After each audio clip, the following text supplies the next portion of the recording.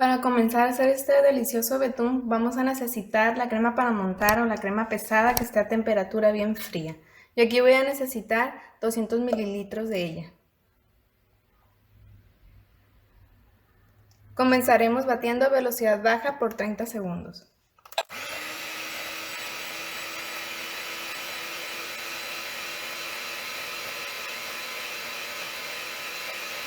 Aquí ya pasaron los 30 segundos, vamos a subir la velocidad a velocidad media y vamos a batir hasta que nos quede una consistencia firme.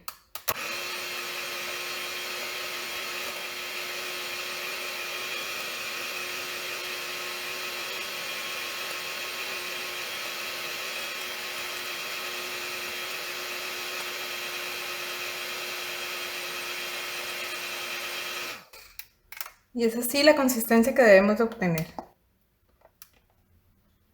Es necesario refrigerar una vez que no la estemos utilizando para una mejor conservación.